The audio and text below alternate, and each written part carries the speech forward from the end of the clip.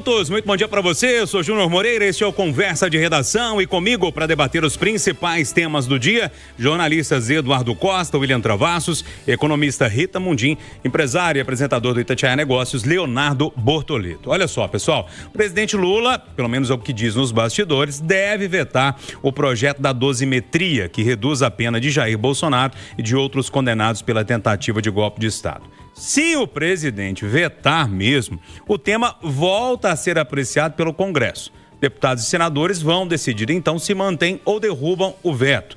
Se o veto for derrubado, a proposta se torna lei mesmo com o veto do presidente.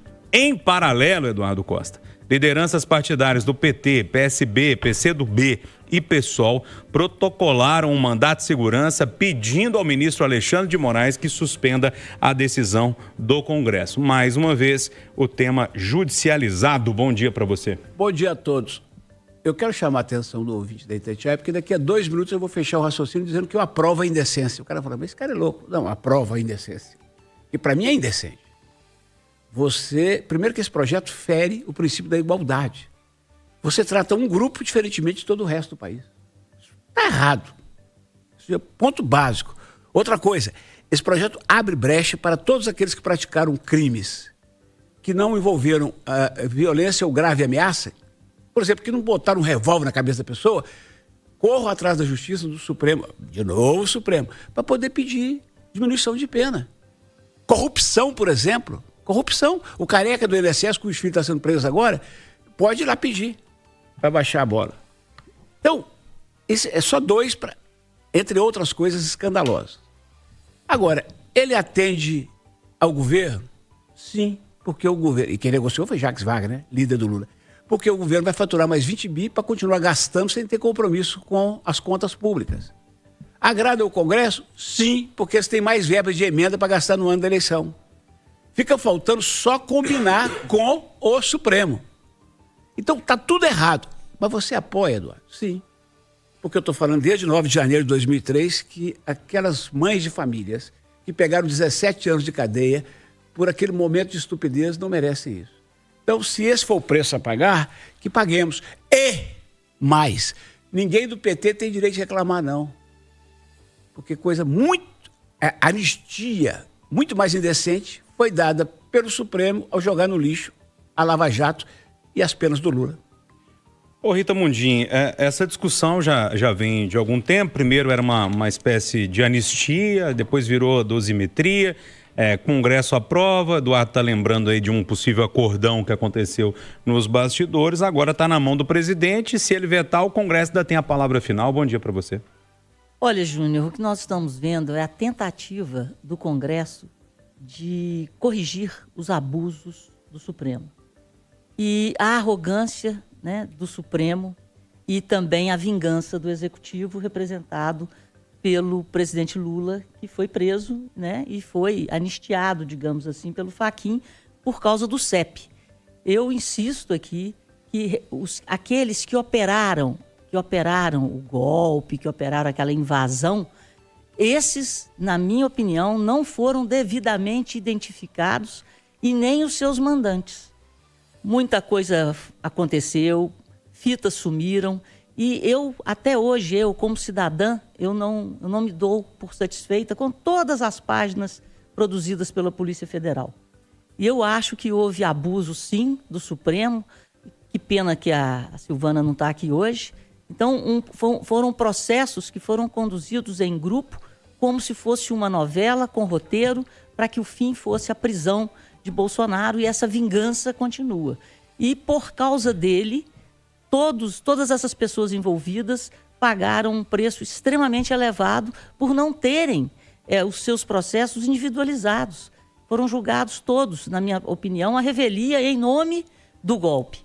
Portanto, acho que o Congresso está, em nome do povo e com grande maioria, corrigindo os excessos do Judiciário. Mas a arrogância do Judiciário e a vingança do Executivo podem impedir que isso ocorra e poderemos ter, de novo, cenas desse embate entre os poderes. Ô Bortoleto, a Rita está lembrando desse embate entre os poderes Tá claro, como o Senado aprovou e aprovou bem, a Câmara também, e tá todo mundo mais ou menos nesse sentido, se o Lula vetar, em última análise, então o projeto vai virar lei, porque já que o Senado aprovou, não tem por que desaprovar daqui a pouco. Pelo menos na lógica, me parece claro isso. Bom, só que tem um ingrediente aí de um outro poder, que é o Judiciário. E o pedido já está lá na mesa de Alexandre de Moraes. Bom dia.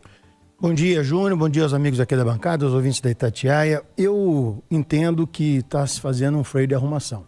Eu só não sei se no freio de arrumação para por aqui ou se nós vamos ter um contravapor do outro lado daqui a pouco, depois mais um do lado de cá, outro do lado de lá, que é o que a gente tem vivido de anos para cá. O que eu não acredito, Júnior, de verdade, é que isso vai ser judicializado, ou pelo menos apreciado devidamente na judicialização. Eu acredito que o presidente Lula não veta. Ele não veta, não vou aqui concordar de imediato com o que o Eduardo colocou sobre o acordo, porque eu não apurei, não tenho certeza. Ele deve ter apurado. Mas, mais do que um acordo, a iminência de ter um veto derrubado no Senado é uma derrota ainda mais fragorosa para o governo. Então, acredito que ele não veta. Pode uma tentativa ou outra de veto parcial para que esses vetos parciais não venham a beneficiar tanto o presidente Bolsonaro, mas eu não acredito de verdade que a gente vai ter um vai e vem, tá tampa de caixão em cima, o PL está aprovado. O William Travassos, aprovado, na minha opinião, de forma meio assodada, acho que precisava discutir um pouco mais, porque tem muita gente falando aí que pode esbarrar no PL antifacção e beneficiar criminosos, né? E aí complica demais. Bom dia para você. Bom dia, Júnior Moreira. Bom dia, Mancado. Bom dia, os ouvintes da Itatiaia. Deixa eu só me refazer minha frase. E beneficiar facções criminosas, né? Porque quem cometeu crime é criminoso e eles cometeram. Que contradição é essa? O que Brasília está fazendo com a cara do povo? Porque assim, vocês falam sobre esse projeto de lei antifacção. E ao mesmo tempo, vocês estão propondo a redução de pena. Então, quando eu comentei isso aqui a primeira vez, eu me preocupei justamente com esse efeito cascata. Isso vai beneficiar outras pessoas que não estão envolvidas naquele ato de 8 de janeiro. E em relação aos atos, eu digo o seguinte, essas pessoas foram julgadas e a lei está prevista. Pronto, aí você pode não concordar com o processo, ok? Eu posso não concordar com o processo, mas aconteceu um julgamento pela Suprema Corte desse país. Aí se você não concorda com o julgamento da Suprema Corte do país, aí a gente tem que rever a nossa democracia. E precisamos fazer uma intervenção. Agora, não criar um mecanismo através de um grande acordão, dizendo assim, eu vou aliviar a pena para o fulaninho, em contrapartida eu vou ser beneficiado porque eu vou conseguir aprovar mais de não sei quantos milhões. E essa política brasileira, né, que eu conversava hoje de manhã com o Bortoleta, ele falou, William, a política é assim, e nem todo... O problema são os atores que estão envolvidos nisso. São as pessoas que estão movimentando essa engrenagem com seus interesses. O que a gente precisa é mudar esses personagens para acabar com esse sistema vicioso, corrupto, nojento, que vai... E a gente tem agora aqui... na frente, nos próximos temas, a gente vai bater lá na operação da Polícia Federal, no INSS, com o senador sendo preso. Esse é o país que a gente está vivendo. Então, assim, é claro que com a aprovação e o Supremo já foi provocado, ele vai ser provocado. Qual é a decisão do Alexandre de Moraes? Aquele que julgou todos. A mesma. Não, ontem ele já adiantou criticando a dosimetria. E sabe o que está acontecendo, Rita? Estão jogando para a plateia, estão mais uma vez enganando o povo, criando um mecanismo que não é constitucional. E o povo embarca nisso. E não é esse o jeito de mudar o país, criando um mecanismo que não tem funcionalidade. Pois é, mas tem 1 bilhão e 700 milhões em emendas foram liberados em 2 dias. Brasil. Para essas votações, né? Então esse é o Brasil. Agora, alguém tem que botar um freio no Supremo. Alguém tem que ver o que o Alexandre Moraes vai fazer com essa caneta. E eu ouvi dizer, inclusive, que ele negociou o texto da dosimetria, que alguns ministros do Supremo ligaram para o pessoal no Congresso para negociar o texto da dosimetria. Aí vem sua tese, né? Que o Lula não vetará. Não veta. Gente, como negociar uma coisa da lei? Negociar o quê? Que moeda de troca é essa? Que país é esse, amigo? Teve um senador que está chamando de lava-xandão. Deixa eu mudar de assunto aqui. Lógico que esse assunto da dosimetria ainda vai permear as nossas discussões, né, nos próximos dias, mas